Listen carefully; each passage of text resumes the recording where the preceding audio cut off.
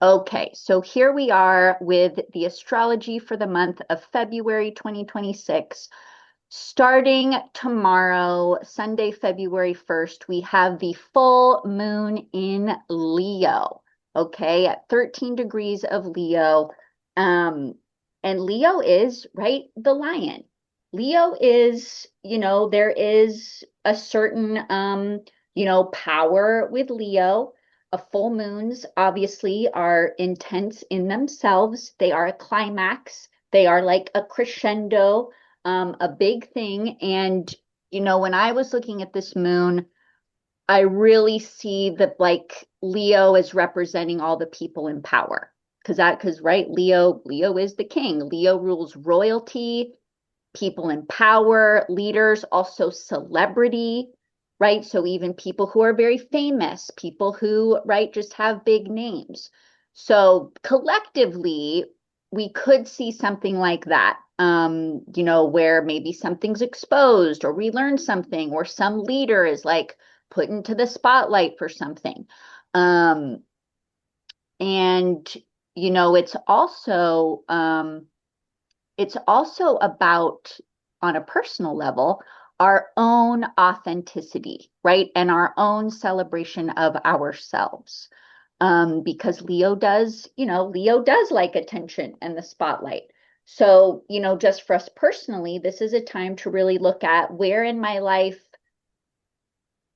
have I not been celebrating myself when I should be? Like, seriously, tomorrow is just a good day to be like, you know what? I'm really proud of myself for doing this, this, or this. It doesn't matter what it is, but what are those things that you're proud of for taking on, or you're proud of for accomplishing, or you're proud of just, about yourself? That's a really nice thing to do during this moon.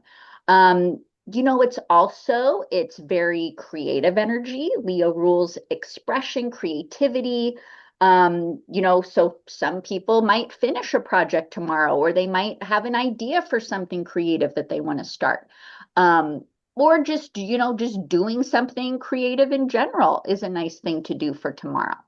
Um, and there is a little bit of an influence still from Mars. Okay, here's Mars still kind of hanging out next to the sun, still hanging out a little bit across from the moon. It's not super strong, but we could still have some of that Mars aggression showing up tomorrow, which could just be personally, could be a conflict with someone, could be just feeling frustrated, could be feeling impatient about something. Um, and hopefully on a bigger scale, it's not doesn't indicate, more violence or anything like that. But it's Mars, so it could, or some kind of accident that happens. So yeah, I would also just be a little cautious tomorrow. Not like stay inside all day, but just like, be careful when you're driving, be careful, if you're chopping vegetables. I always say that with Mars because he can kind of create accidents sometimes with literally with sharp things. Um, so yeah, but with what we're seeing in the world and leaders and right people in control, I'm wondering if we're going to see something that has to do with that tomorrow. Um, and also there's a dramatic tone with Leo, right? Leo also likes to be very dramatic. So you could encounter a super dramatic person tomorrow. You might feel like being dramatic, or we could just see something really dramatic in the news. That's all possible. So yeah, but to start the month with a full moon is a lot. That really sets, that sense of tone. And also Leo it's not subtle. It's very bold energy. Again, it's like you're gonna see me and notice me whether you want to or not. So again, bold things happening, big things happening, things that like you can't ignore, things you can't look away from. Okay, moving on to, oops, where's this? Okay, and tomorrow, we don't have any specific aspects tomorrow, but tomorrow does mark Imbolc, okay, which is the halfway point between the winter solstice and the spring equinox. Okay, so yes, in ancient traditions, pagan traditions, other traditions in the world, this was a time to celebrate, okay, the returning of the sun. Because by the time we get to early February, yeah, it's still not as light out, but it's a little lighter than it was right when we're in like the heart of winter, when we're in the beginning of January and it gets dark at 4 p.m. The light is slowly starting to return. Okay, so it is a time of hope, of renewal, of celebration, welcoming that we're getting closer to spring, okay? And that, yes, the darkness, right, doesn't last forever. The light always returns. Okay, so this is a nice time, some people, if you want to make a little altar, paying respects to springtime or to the sunlight, you can do that. If you want to, just make a nice meal for yourself. If you want to go, do something outside, I mean, depending on the temperature where you live. But yeah, it's just a nice moment for us to have some gratitude, have some hope, and have some faith, right? That the light will return and the darkness is not forever. Okay, then on the third, and excuse me, you guys, because I don't have a printer right now and I wasn't able to print my notes, so I have to read them off my phone. Tuesday the 3rd, okay, we're gonna have Uranus station direct. Okay, see how it's still retrograde? But on the 3rd, there we go. On the 3rd, Uranus is going to come out of retrograde, okay, and be direct. And when planets go direct, that is when they get their power back. That is when they are stronger. They get their essentially, yeah, they get their power back. They can function fully as they are supposed to. Now, this is especially significant because we are in the last few weeks of Uranus and Taurus, where it has been for the last 7 years. Okay, for 7 years, we've had Uranus and Taurus, which has done things like, revolutionized agriculture, also things like finance, money. This is cryptocurrency, Bitcoin, all that stuff came around with Uranus in Taurus. Taurus is values, right? Money, Uranus, technology, change, progression, all of that. So those two things for the last 7 years really, showed us new ways of creating currency. So with these last few weeks of Uranus and Taurus before shifting into Gemini, where it will then be for the next 7 years going forward in Gemini, we are probably going to see the final push, the final culmination of what this Uranus and Taurus came here to create, to produce. So probably we're going to see more things show up about cryptocurrency. This is also, Taurus also, yes, rules agriculture. So that's why in the last 7 years we've had things like, what is it? Beyond Meat and, vegan forms of meat, vegan forms of agriculture, of like beef or chicken or all these things. That stuff really came to life the last 7 years. Alternative versions of certain foods. Now, also, Uranus and Taurus, yeah, can also be geological. This can also be some kind of, we might see an earthquake or a volcano or erupts or, even some kind of climate, weather event that's very extreme, that's disruptive, that's chaotic. Those are all things that we could experience with Uranus stationing direct in Taurus for the last time. So yeah, you can also look to where is Taurus in your chart. Where are those last degrees of Taurus in your chart? Because that's the house that Uranus has been creating change in for you these last 7 years. You can kind of go, oh yeah, there was a lot of stuff going on in my life having to do with that Uranus energy. Okay, good. Then we're going to go to the 5th. And the 5th, we have our Mercury square Uranus. Mercury square Uranus. Well, it's almost exact. Here we go. 27 degrees Aquarius, 27 degrees Taurus. Okay. This is it's a lot of mental energy. Uranus and Mercury are both very mental planets. So this can be like being overwhelmed with information. Like there's just so much information coming at us that it's hard to keep everything straight. I feel that's kind of how people already feel. But it could just really be dialed up around this time. You know, personally too, could just be like you get a lot of emails that you have to respond to, or you've got a bunch of paperwork you've got to get through. It can just be like a lot, but things that also require a quick response. This is like, we don't have time to like sit on it for a day. You've got to respond quick in the moment now. There's no time to wait. It could also be some kind of like shocking information that's revealed. Something, again, maybe something that's disruptive news, or just something that surprises you, something that you didn't see coming. Again, that applies to, right, the collective as well. We could see some kind of crazy headline where we get kind of a shock because of the information.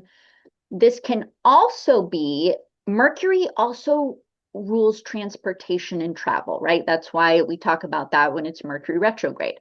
So Uranus, this could be, again, this could be some kind of transportation accident. This could be some kind of, yeah, you know, airplanes have to be grounded. Something disrupting travel or transportation could also be this transit.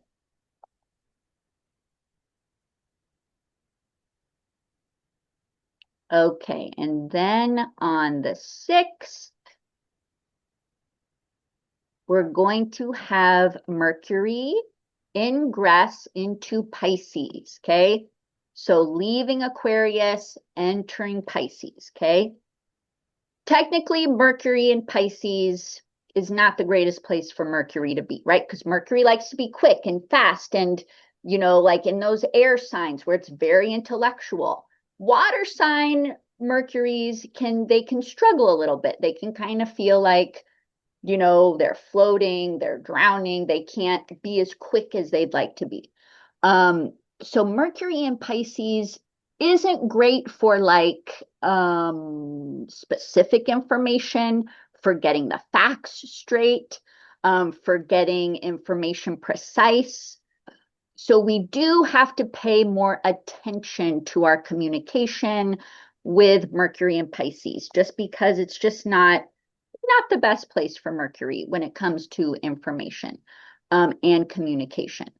But what Mercury and Pisces is good for is our imaginations, our intuition, and also what I love about it is it's about paying attention to symbolism. Okay. Pisces, Pisces is not direct. Pisces is about symbols, feelings, the things that aren't literal, the things where you have to look a little bit deeper. So I always use Mercury and Pisces. It's like, pay attention to the signs. This is when you want to pay attention to your dreams, to your instincts, to feelings, to even, you know, animals that you see, colors that you see, shapes. Like, do you look in the sky and the cloud looks like the shape of something? Pay attention to that, because this is how the universe is communicating with us right now, through symbolism, not through exact facts, but things that we have to interpret a little bit more, things that have more spiritual meaning. Okay, but this is good for things like, yeah, meditation is really great to do, Mercury and Pisces. Also, again, anything imaginative. Okay, this is the placement of the great poets. Okay, poetry, creative writing, photography, painting, Music, right? Any kind of creative expression is really good to indulge with Mercury and Pisces. And just so we know, so Mercury will be, will be in Pisces. Its whole trip is going to be until April 15th. Okay, and why do we have such a long time of Mercury in Pisces? Yeah, because we're going to have a retrograde. We're going to have a Mercury retrograde in Pisces for 3 weeks, starting the end of the month. So that's why Mercury will be in Pisces for a long time. So yes, we need to get very comfortable with that symbolism aspect, with trusting our intuitions more. But what we do need to be careful of too is lack of clarity, vagueness, misunderstandings, confusion. Okay, so we have to work a little bit harder at clearly explaining ourselves. Or also when someone is talking to us and maybe we don't know exactly what they mean, ask them. Get the clarification you need during this time. Also, Mercury in Pisces, not super great for like signing contracts or doing anything, yeah, that's very technical.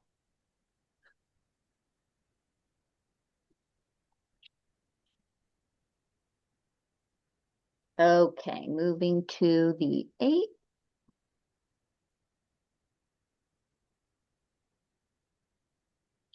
February 8th, we have Venus square Uranus. Okay, at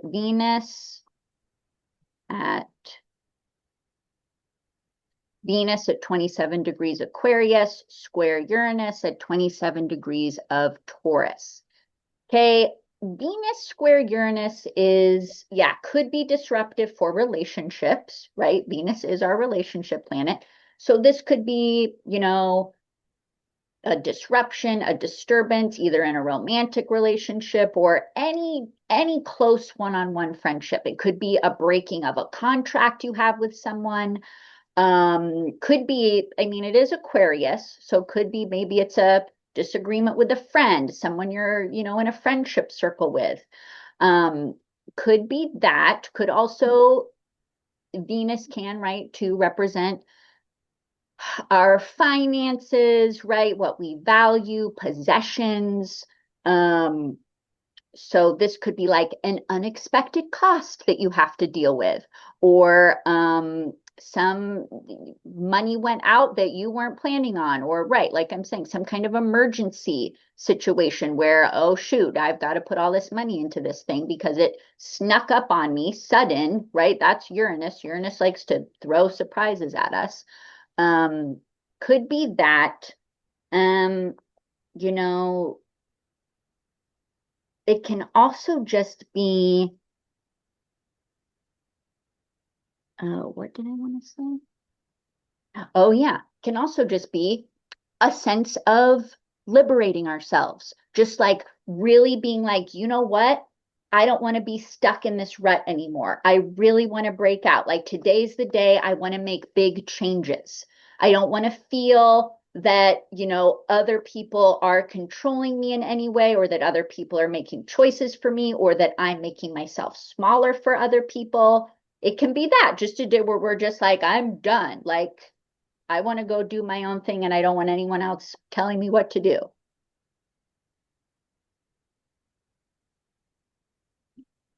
Okay, then on the ninth we have our quarter moon, okay, sun in Aquarius, square moon in Scorpio. This is it's a more challenging quarter moon just because of these signs. There's a lot of coldness with this sign. This is like people not having time to be empathetic, to be sensitive.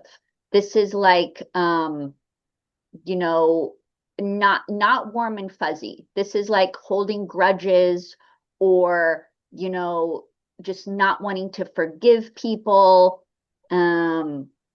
Yeah, so this is a day where I would expect people's moods to just be like in a cooler register. Don't expect people to be like, yeah, come on in, let me make you a cup of coffee. That's not that's not the vibe of Sun in Aquarius, Moon in Scorpio. It's like people are a little more suspicious, they're a little more cautious, it's more reserved energy. It's more private too, like people really wanting to maintain their privacy. Okay, then we get to the 10th. The 10th, we have Venus ingress into Pisces. Okay, so she's going to join Mercury here in Pisces. Venus in Pisces, very nice place. We call this Venus is exalted in the sign of Pisces. Okay, meaning it's not her home sign, it's not Libra or Taurus, but it's a sign that she still does really well in because she's got a lot in common, right, with Pisces. So during this time, Venus taps into that unconditional love, that sense of compassion, selflessness, community, right? Rising above, right? All the hate and anger and everything that's, yucky in the world. Venus here really rises above that and aims to just treat people with kindness, and especially people less fortunate, right? This is also like putting ourselves in the shoes of someone else, right? Doing what we can to help those less fortunate than us. And Venus will be in Pisces through March 6th. Okay, so about a month of Venus in Pisces. But yeah, so this is a time too. Also, again, the imagination, the artistic side of Pisces. Venus and Pisces also good for all of those artistic endeavors. Art, painting, writing, drawing, poetry, singing. Okay, all of those things really nice to do with Venus and Pisces. The only thing we need to be careful of with Venus and Pisces is those blurred boundaries. Okay, because right, Pisces doesn't like those boundaries. Pisces just goes, whatever, everything's fine. Can be a little naive. Okay, so Venus and Pisces, we do need to be a little more discerning, especially with our relationships, right? Because Venus and Pisces can make us feel like, well, I'll just go along with it even though I want to. I'll let my boundary down because I don't want to hurt so-and-so's feelings, or I don't want to do this. No, if it's going to bring you stress, if it's going to bring you discomfort, you don't have to do it. Okay, remember, keep your boundaries up, even though Venus in Pisces is going to say, no, we don't need boundaries.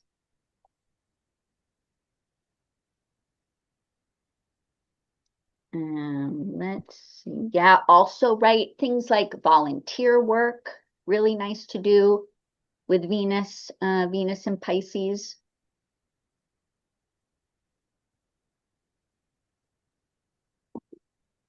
Giving to others and just showing compassion for others is the best thing we can do with Venus and Pisces.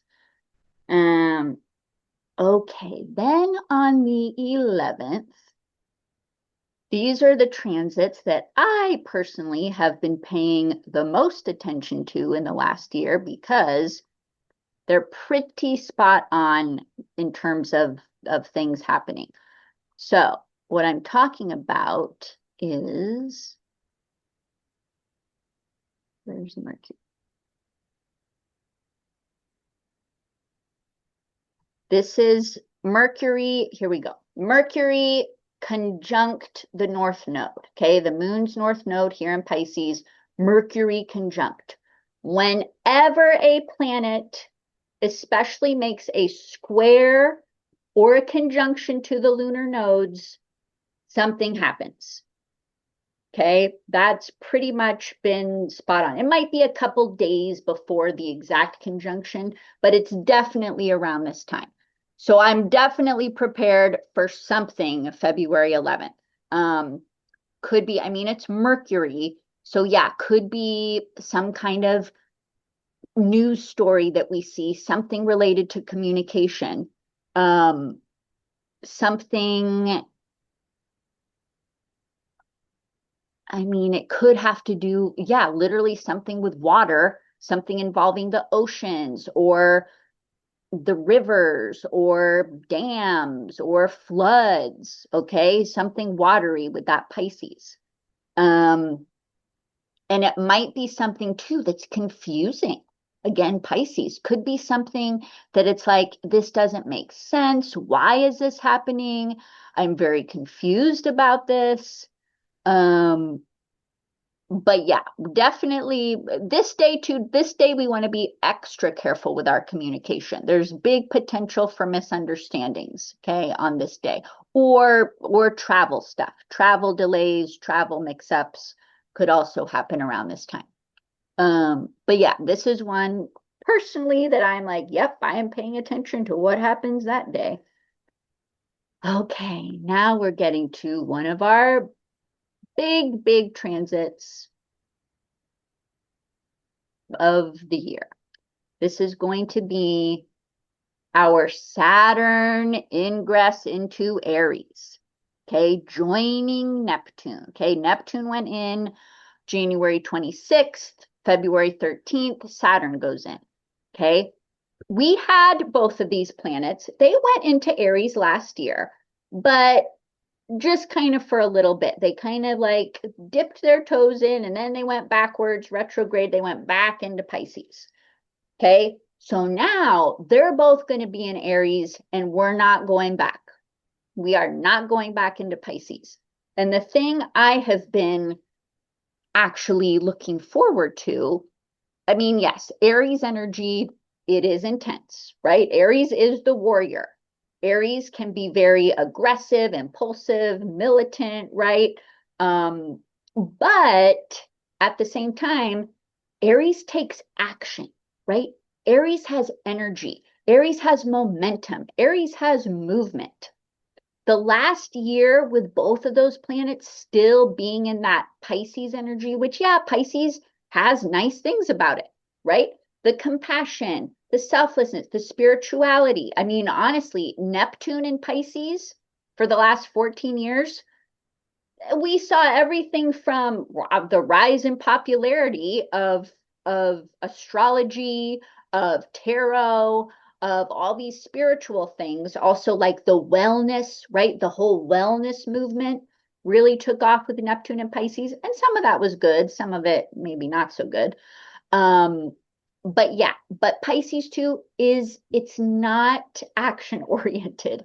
Pisces is complacent. Pisces is, well, I know I need to do something, but I don't know how. I don't know what to do. This is all, and focusing more on like, this is so hard. This is so troubling. I wish I could do something, but then not really like getting to the point of doing something. So the good thing about these planets going into Aries is that we're going to start doing something, okay, collectively. And no, it's not all going to be great. There are going to be tough things that happen with these planets in Aries. There's going to be violence. There are going to be fights. I mean, yeah, there could be wars. There most likely will be wars or a war. Um, but but at least things are happening and people are awake, right? To that Aries, like people's butts are going to get a fire under them. It's like, oh, okay, I got to wake up now. I really got to start paying attention. And right, and using that intensity of Aries, and also to like using that anger of like, I'm mad about what's happening and I want to do something about it. That's the good thing about this Saturn and Neptune in Aries. But Saturn and Aries, yes, we're going to have for 2 years. Okay. No more, like I said, we're not going back into Pisces. This is going to be solid Saturn and Aries for the next 2 years. Which, Saturn, planet of structure, discipline, organization, responsibility, right? And like strict. Saturn is our planet of like strictness, of following the rules, doing the right thing, following through, sustaining something, not giving up on it, no matter how long it takes, right? Patience is also Saturn. And then Aries, like we said, right? Aries is, yeah, it is the sign of war, of action, of aggression, of motivation. It's very enthusiastic. It's very adventurous. It is, there's leadership qualities with Aries. It's also very creative. It is a very creative sign. All the fire signs are. Yeah, energetic, also athletic. And it also has to do, Aries is about individual identity. Okay, so personally, yeah, the next 2 years are about really strengthening our own personal identities and being focused on the individual self. Where do I need to improve? Where do I need to be more disciplined, right? Where do I need to bring in some more of this Saturn energy? Um, but collectively, yeah, it's more militant. This is Saturn in Aries has a big military theme to it. So yeah, it's not pleasant, but at the same time, it's not surprising that we have this border patrol army, ICE. That's very Saturn in Aries. This organized sort of military, even though technically they're not military, but they're kind of being right used like like how someone would use an army. So yeah, not pleasant, but does line up with Saturn and Aries. So other things, the last time Saturn was in Aries was in, 1996, 1997. Interestingly enough, Aries also being representing firsts because it's the first sign, right? So sometimes with Aries transits, we see like the first woman to do this, or the first person to do this thing, or the first time we're doing this. In the 90s, during this transit, we sent some of the first like rovers, or what are they, like the cameras that NASA sends literally to the planet Saturn to like look at Saturn more closely. They sent those out when Saturn was in Aries, which I think is like, wow, that's really a spot on interpretation. Um, but we also had, right, we had the O.J. Simpson trial. We had the Bill Clinton, Monica Lewinsky scandal during this time. Um, and then the time before that, Saturn in Aries, 30 years before that, was in the late 60s.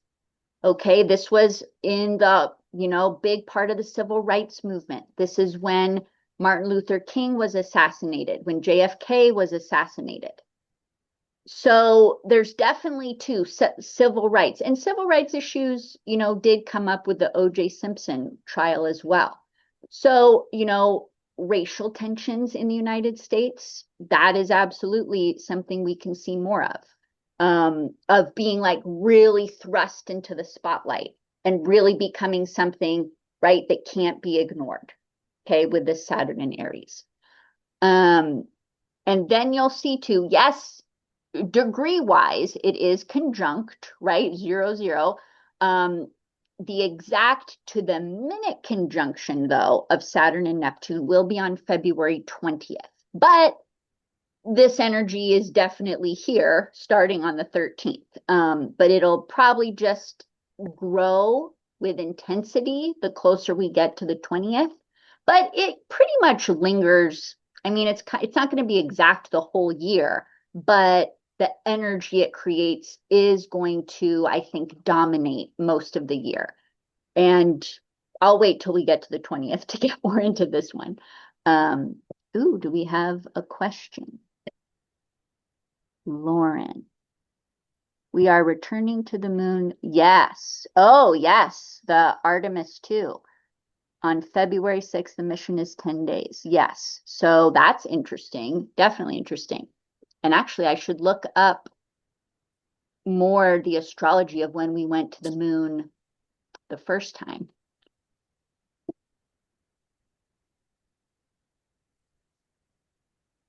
Many first women, yes.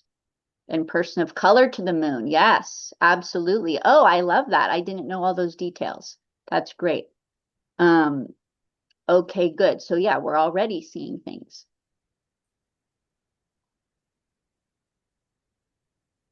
Okay. And what else did I want to say about Saturn and Aries?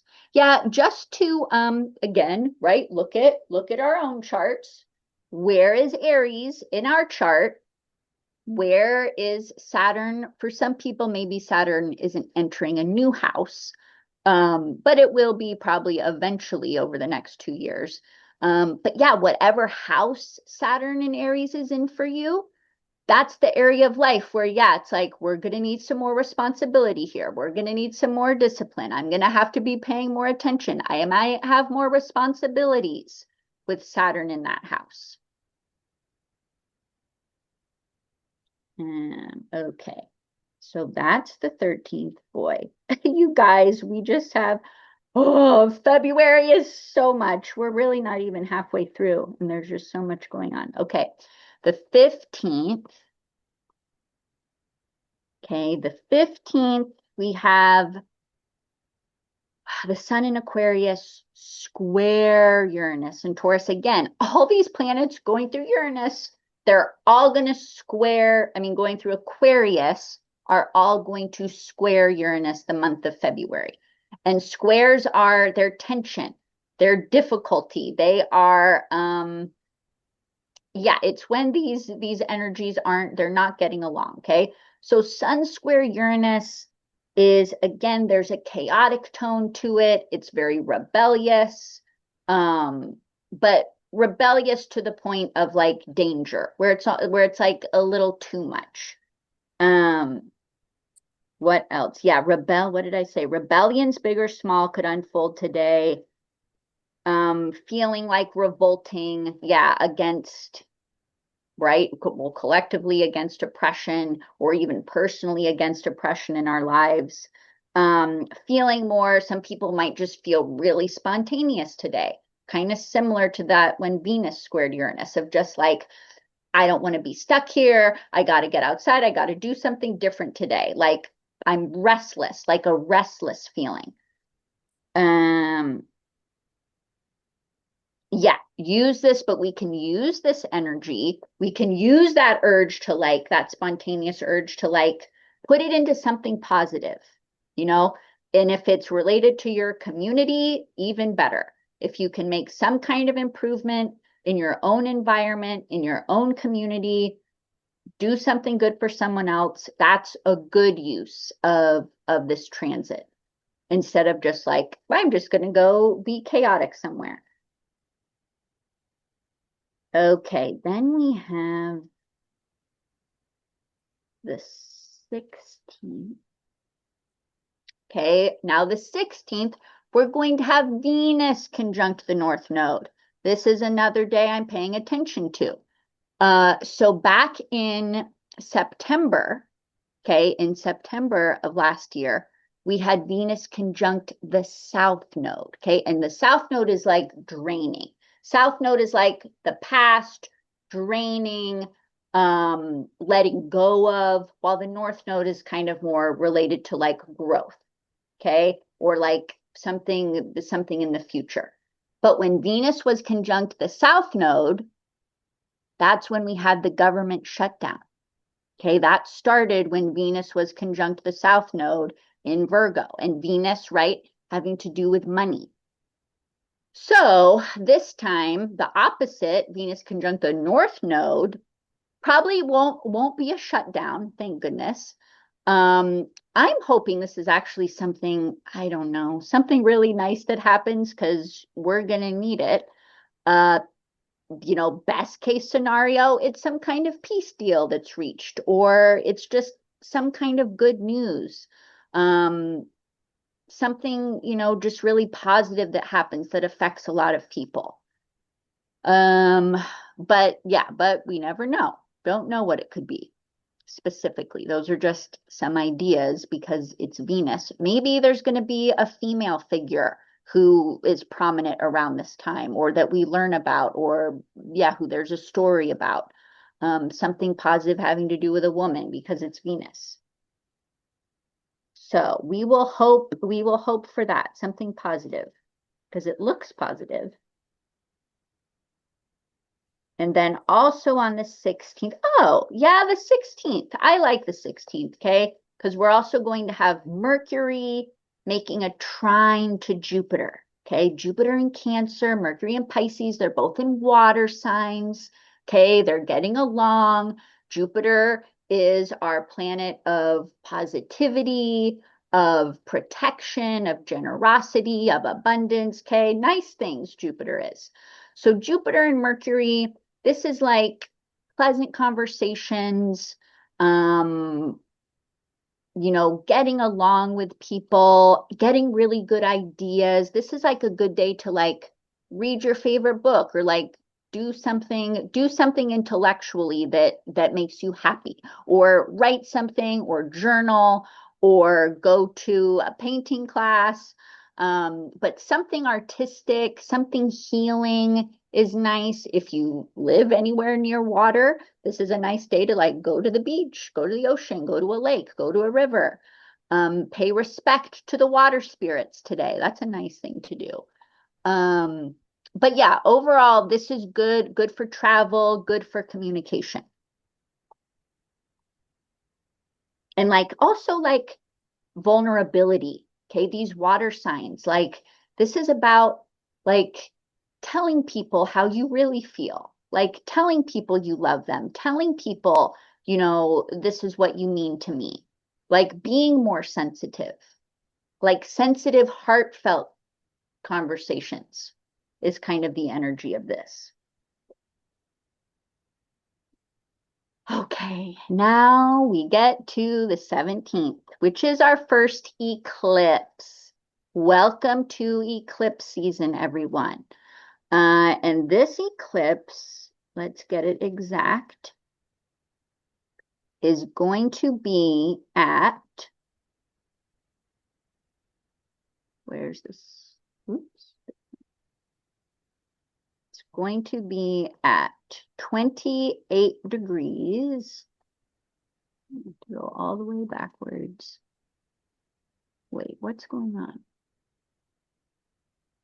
February 17th at 1:40 a.m. Oh, okay. I've got to go way back then.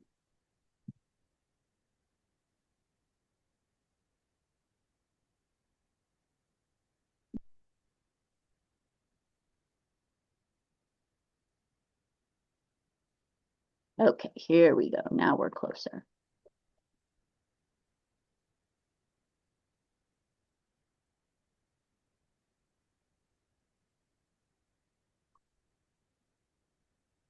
No.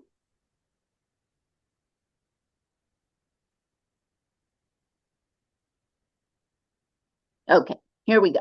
This is our first eclipse. This is a solar eclipse, okay? The solar eclipse in Aquarius. You can see the moon at 28 degrees Aquarius, the sun at 28 degrees Aquarius, okay? A solar eclipse, okay, is the moon passing directly in front of the sun, right? Crosses it so much that it blocks it out. And well, we also have variations of eclipses. This is not a total eclipse, okay? Total eclipse, that's when the whole sun is blacked out. This eclipse is, it's the ring of fire. It's when the moon is going to pass in front of the sun, but just enough that there's a ring of the sun that will still be exposed, right? They call it the ring of fire. Will we be able to see this eclipse from the United States? No, we will not. The only people or things who are going to see this eclipse are going to be the penguins on Antarctica. That's the only location where the actual eclipse will be fully visible. Okay, so this isn't one we get to go outside and go look at the sky and see it, but it's still happening, even though we won't be seeing it exactly. Solar eclipses they're reset buttons. Okay, it's like blocking that sunlight is like power off. We're powering off all the energy right now, and then the moon is going to move, and then we're rebooting. Okay, that's kind of the best metaphor for a solar eclipse. So yeah, eclipses represent changes, big starts to beginnings or endings. Okay. And so this one, right, set in Aquarius, because we're moving out of the last 2 years, we've had our eclipses in Pisces and Virgo. Okay. Now we're going to be moving into a cycle of eclipses in Aquarius and Leo. Okay. We will have one more eclipse, or two more. One more in Virgo Pisces in March, one more of Virgo and Pisces in, I believe, August. But other than that, we're moving into Aquarius and Leo. Okay. So yes, those houses in your chart. Where's Aquarius? Where's Leo in your chart? The next 2 years, that's where you're probably going to see some life changes. Okay. Some beginnings and endings. And do these things happen exactly on the eclipse? No. They usually happen just throughout the year. But it's the eclipse that sets the change in motion. Okay, that's kind of how we can think of eclipses. It doesn't mean the thing is going to happen on that day, but that's the day where a seed is planted or something that might not make sense to you at the moment, but like something happens. And then later in the year, we see what becomes of that starting point. And Aquarius too, what else we will say? Right, Aquarius is the revolutionary, right? Again, this is the people. This is we the people, not me the king. It's we the people. So we are moving into a 2-year phase though, because Leo is me. Leo is me, Aquarius is we. So we're going to have this back and forth, those in power and the people.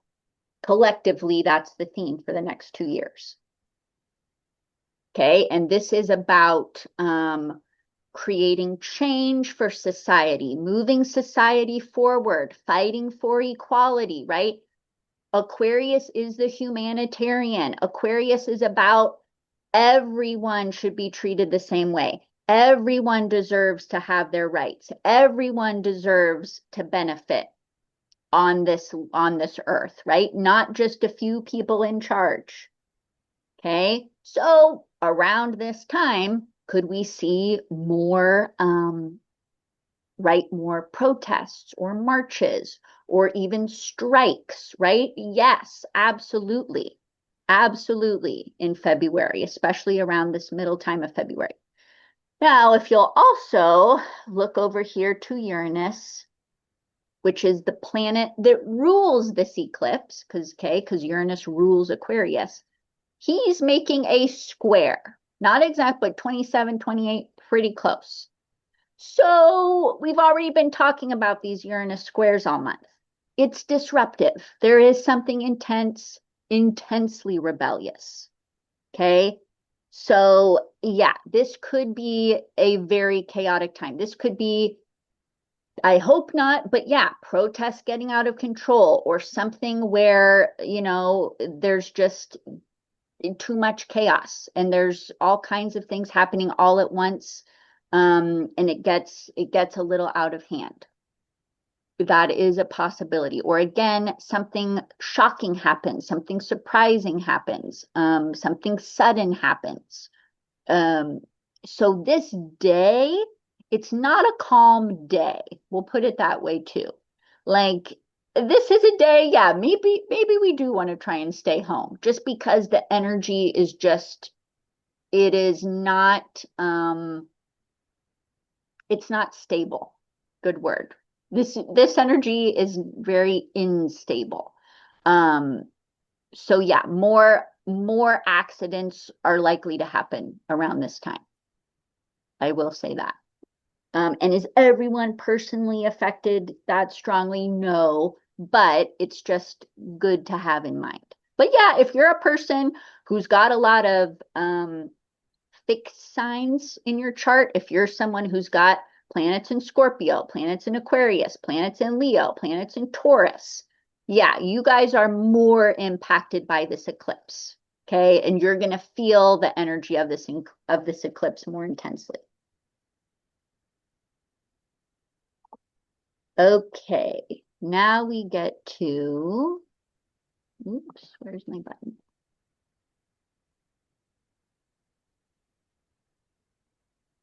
No, not 5 days, 1 day.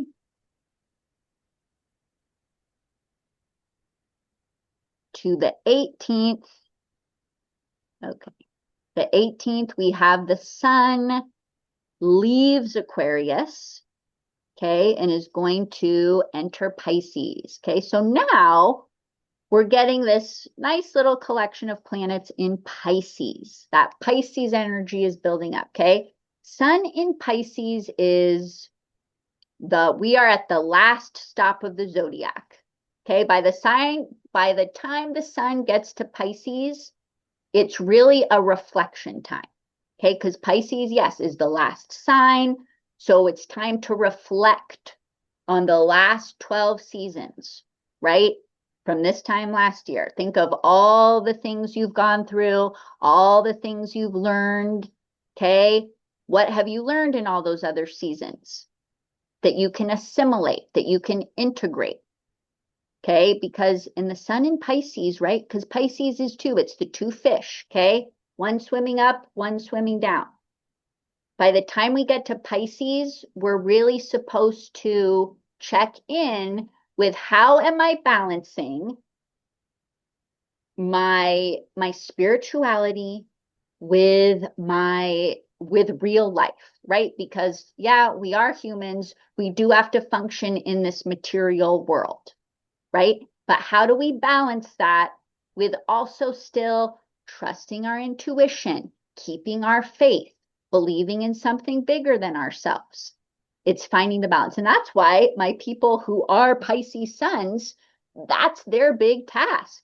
And it's not an easy one, because they have lived the lives of every other zodiac sign and they put it all together. That's why they're so sensitive, because they can empathize so deeply with other people. But yeah, right? Empathy, another good Pisces word. This is also a time, yes, again, symbols, again with the symbols, might become more prominent for us. We should pay attention to symbols. We should pay attention to our dreams. We should tap into, right, our compassion, our empathy for others. Okay. And I will say too, sometimes I think Pisces season can sometimes feel dark. There can be a heaviness, an emotional weight, even like somberness, maybe a little bit of like loneliness can come with Pisces season. And that's because, though, again, it's like the dark before the light, because then we go into Aries and it's springtime and we're starting the cycle all over again. So that Pisces, though, it can feel a little dark. So if you feel more emotional, if you feel a little, less energetic during Pisces season, that's very normal. But use that solitude to like recharge. Okay. You want to use that time to recharge, collect yourself, again, reflect on things. So then by the time it's Aries season, like you're rested. You're rested and you're good to go for Aries. Okay?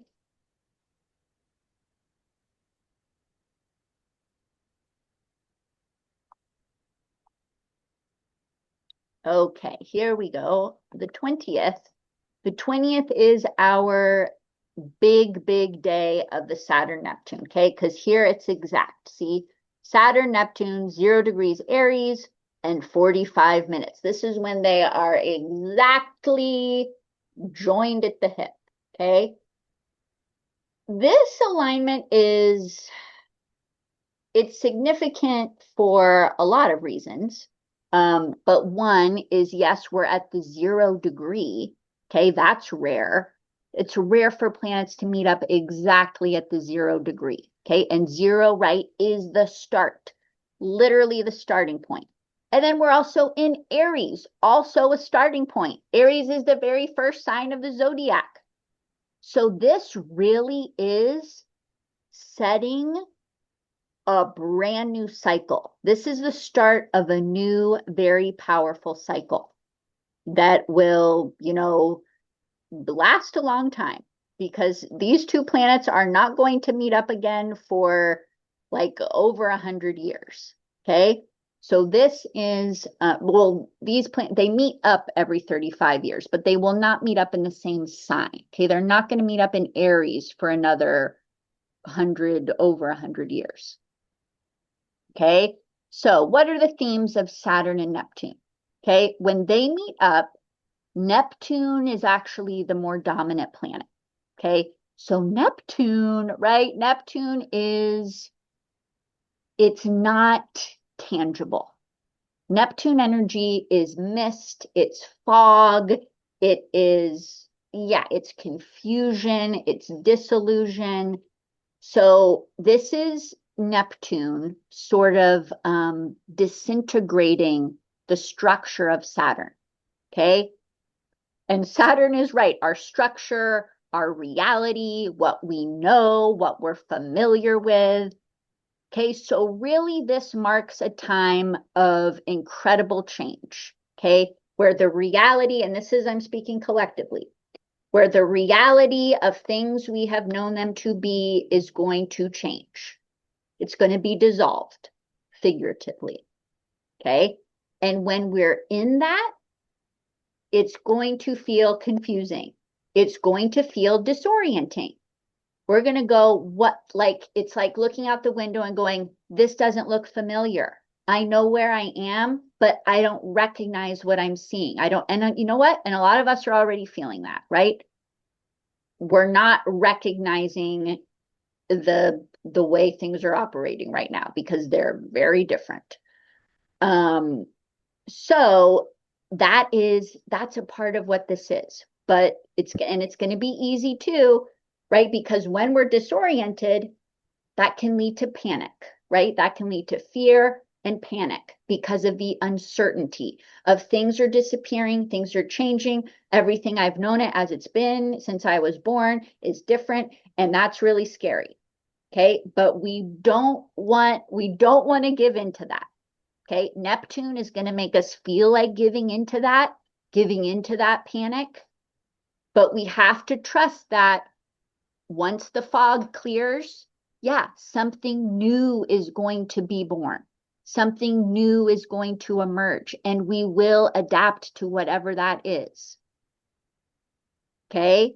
Again, it doesn't mean it's going to be easy. It doesn't mean it's, we're going to have some tough times ahead, but this is about a restructuring. Quite literal examples. The last time we had Neptune and Saturn align, okay, was in the sign of Capricorn in 1989. Okay, this is when we had the fall of the Berlin Wall. Okay, literally structure, right? Saturn is that structure. Saturn is walls, buildings, right? Things that are solid. Berlin Wall comes down. Neptune took it down. There is no boundary here anymore. Okay, so that was a very literal expression of this alignment. So we might not see something literal like that, but this can also be the removal of certain people in power. Okay, it can also be that. And actually, Russia in particular seems to always be really affected every 35 years by this Neptune Saturn. Things always happen in Russia. Their leadership changes, something collapses. So we'll keep an eye on that with what's going to happen with Russia. But also just leaders in general Neptune is also, it's very humbling. If you think like, I'm this, Neptune is going to like knock you down and say, no, you're just a person just like everyone else. You are not above anyone else. So let's hope that happens. But yeah, and for this stuff too, you guys, I did do last year, I did do an hour, it's probably actually a little over an hour, but an hour-long lecture about all of these transits, about Neptune in Aries, Saturn in Aries, this conjunction, and also Uranus in Gemini, which last year we didn't really see a lot of the effects of it, but this year we're going to see the effects. So if you are more curious and like really want to know, all the historical examples. When was the last time all these planets changed? When were they in these signs last? How is it going to affect me personally? That is all in this lecture I did and the slides. So if you do want to, purchase the lecture, purchase the slides, you can send me an email after this if you want. Some of you I know were there and actually watched it live, but it does make more sense this year. I was even rereading and rewatching. I'm like, oh yeah, this is the year we're actually seeing this stuff. So yeah, we will see. Again, is something going to happen this exact day? Maybe, maybe not. But this theme of changing reality does last throughout the year. Okay. But thankfully, it's just a year. It's not like we don't have Saturn and Neptune for like 5 years. So that's good. But this year, yeah, it is one of the biggest alignments. If not, well, actually the biggest alignment of this year. Okay. Now we're going to go to the 22nd. 22nd is nice. Okay. Venus at 15 Pisces, Jupiter at 15 Cancer. Okay. And both of these signs, what's nice about this, okay, both planets are exalted. Okay. Jupiter is exalted in Cancer, Venus exalted in Pisces, and they're lining up together. Okay. Positively helping each other out. So again, I know we've got all this chaos, all that. We've got a crazy eclipse. We've got Uranian energy. We've got the Saturn-Neptune conjunction, but maybe around the 22nd, we'll get, I don't know, we'll get something nice. Energy that feels nice, that feels calming, that feels loving, that feels hopeful. Okay. But again, this day is nice for socializing. It's nice for connecting with others. It's nice for, making plans with a friend or a family member, but like connecting with people is a nice thing to do on this day. Relationships have a lot more ease today. If you're, romantically, this is a nice day to go, go on a date or go do something, with your partner. This is really nice energy for that. It is very romantic. It's very sweet, nurturing, intimate. Yeah, it's nice. Okay, then the 24th. We're almost there, you guys. The 24th, we have another quarter moon, okay? Sun in Pisces, moon in Gemini. The biggest thing for me with Pisces versus Gemini is just like, again, like confusion. There's confusion about news. There's confusion about the facts. There's a lack of clarity. People aren't communicating strongly, or they're being vague. They're not being specific enough. Things are left out. Like white lies is something I think of with like Pisces versus Gemini. So yeah, this is a day again, just like double check your info. Then watch out for any kind of misunderstandings or communication issues. Okay, then we get to the 25th, which I prepared you guys for a teeny bit. This is the day we have Mercury station retrograde. No. Almost. There we go. Okay, so here's Mercury in Pisces retrograde. Okay, actually, that happens. Oh, it happens in the middle of the night. So very early February 26th is Mercury retrograde in Pisces, which we will have, for 3 weeks. So this is going to be through March 20th. Okay, February 26th through March 20th, Mercury retrograde in Pisces. We already talked about how Mercury in Pisces, it's a little more difficult. It's not great for clarity. It's not great for clear information for the facts. So then adding retrograde on top of that, it's just extra, extra, extra confusing. I literally write that, I think, in the newsletter. Yeah, I'm like, pay extra, extra close attention to communication, because it's kind of like a double double detriment, okay, for Mercury. And Mercury retrogrades too, like, well, the good things, therefore, they are for reflection, right? Our RE words, they're good for reflecting, revising, revisiting, relaxing, okay, rejuvenating. That's what Mercury retrograde is good for. But it's not good for starting something new, um, for for signing contracts, for doing negotiations, right? Technical things, for like starting, starting to write a book for the first time. Not something you want to do when Mercury's retrograde, right? Because it's disabled a bit. Mercury isn't functioning on all cylinders when it's retrograde. So that's why we have to double check, triple check, right? Emails, text messages. This is when you write something and you accidentally send it to the wrong person. Okay. We want to try and not do that. Travel, if you've got travel plans between the 26th and March 20th, yeah, there's a good chance you're going to have delays, or you're going to have you forget your tickets, or you forget your phone charger, or you forget to pack something important in your suitcase. So you just got to be extra, extra, extra, because it's also in Pisces, which is also hard. Okay, hard for poor Mercury.